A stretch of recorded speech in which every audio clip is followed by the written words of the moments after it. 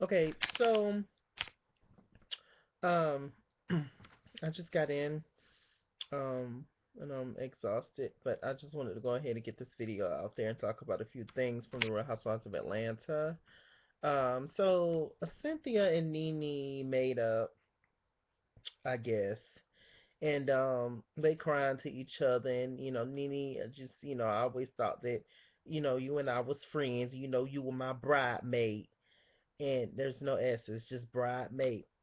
And I just want us to be cool and all this. And Cynthia crying, maybe we can be back to where we thought we could be. Maybe we can be back to where we was. And no, Cynthia, stick to your guns. Stop being a damn flip flopper.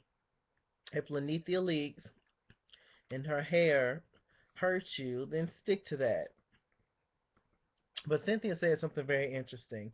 She was like, you know what? I don't even know how the whole thing got out of control. People was just telling me this and that, and the whole bitch comment. But then Cynthia in her confessional, she was like, um, it was a plethora of things as to why her and Lanithia, fell out.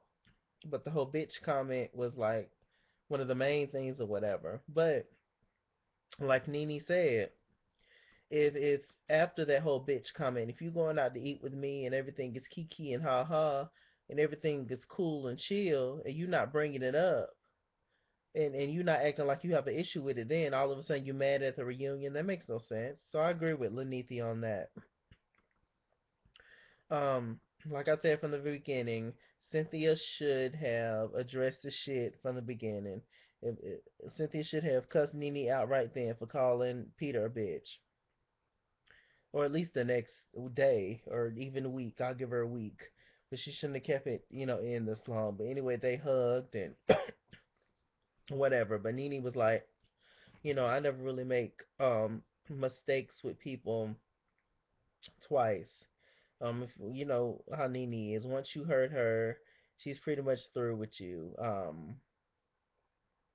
But she can kind of get away, do whatever, and you're supposed to forgive her. Yeah, whatever. Um, What else happened? Somebody suing Derek J. Apparently he had a client, and she already had weave in her head. He took it out and put her weave somewhere, and apparently, according to her, um, he replaced her weave, which is better weave, I guess, human hair. Replaced her weave and then put some old weave in there, and so Phaedra, is representing him and all that. So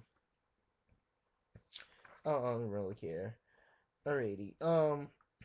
They both talking to each other's husbands. Cynthia talking to Peter as Peter's whole stance on it is like, look, your moods is crazy. Like, I don't understand this. Like, what really is your issue? Like, one day you mad at Nene, but then you coming in here skipping and shit. Like, no. Like, when Nene was out of our lives, our relationship was great. Why does Nene have that much control in y'all household, Peter? Like, talking about the sex life, all that was good. Like, really? Like, I don't understand that. Why is Nene even a factor when it comes to being at home? But they did say Cynthia used to call Nene 47 times a day, which is weird in itself. But okay, is Cynthia low key lesbian? Like, what is it, child? When the hell I be that obsessed with somebody? Mm-mm.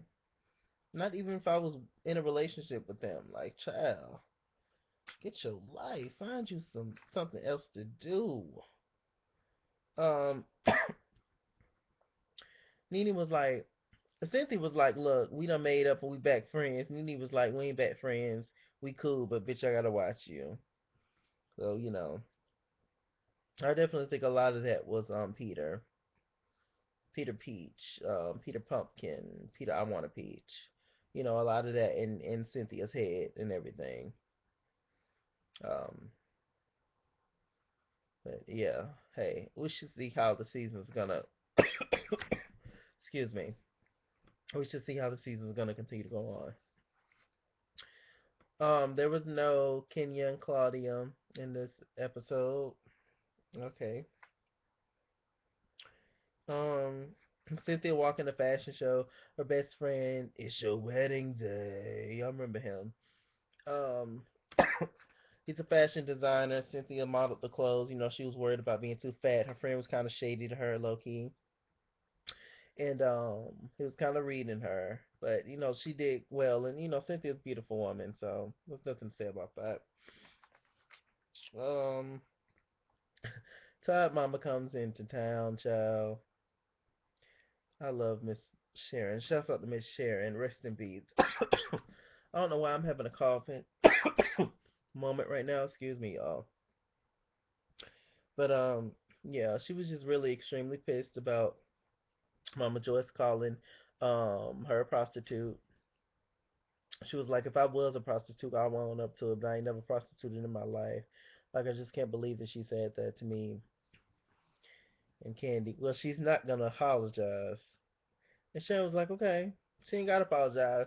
But I bet if I hit her in her mouth, Candace was like, well, you're not gonna hit I'm not gonna let nobody hit And she was like, okay, well, I'll just mail her some, bitch, but I'm gonna get to that ass. Sharon was too pissed. And Sharon also brought up a good point. They showed a scene where Todd asked Candy at one point, did she say something about his mama? And Candace said no at the time, but they replayed. But recently they found out. Of course, she watched the show and saw that um, Mama Joyce called Sharon a prostitute and Todd's deceased father a pimp who died when he was 3. So he didn't even know his own daddy, really. Craziness. So anyway, she was just like, "But you lied, and that's a lie." And they were just getting into it at the table. Of course, Todd was just sitting there, not saying much. What can he say? I mean, really, Mama Joyce is a trip, and Candace, but that's still my mom. I still love my mama, and just all that shit. It don't make no sense, Candy. I would do anything for my mother. I love my mother to death. But if you wrong, you wrong. Point blank in the period. Like ain't nobody exempt from being wrong, from doing wrong. You know, like we all just people. Some people are just meaner than others. But it was just tragic. Like I don't understand that whole thinking. I understand taking up for your mom and all that, but child, like if she wrong, she just wrong. Like I don't understand that, and it's even more crazy that Mama Joyce don't understand that she's wrong. If Candace is making a mistake with Todd, then she would just make one. Hell, Candy is almost 40 years old. Like, at what point do you just feel like, okay, she's an adult, and I'm gonna let it go? If she makes a mistake, of course, she gonna always come back to you. You're her mother, you know. Then you can say, I told you so. You shouldn't, but, maybe you will. But until then, just leave her alone. But, but Mama Joseph got Candy right where she wants her, wrapped around her little finger. It's probably a fat finger. But got her wrapped around her finger, and there you go. She already done moved down the street from him. So it's gonna be nothing from hell from here on out. So good luck to Todd. Bye. And he signed the prenup too, so he ain't gonna get shit if they break up. Mm-mm. Just a mess. Anyway, like I said, R.I.P. to Sharon. This is pretty much this episode, y'all. It was pretty dull, but it was some good moments. Oh yeah, I'm Mr. Chilaki. Mr. Chilaki on Google Plus. Follow me. I am at It's King's World on Twitter and Chase Kimsey on Facebook. Love you guys to pieces. Yes, I'm gonna lay down now. That was it. Yes, God. Bye.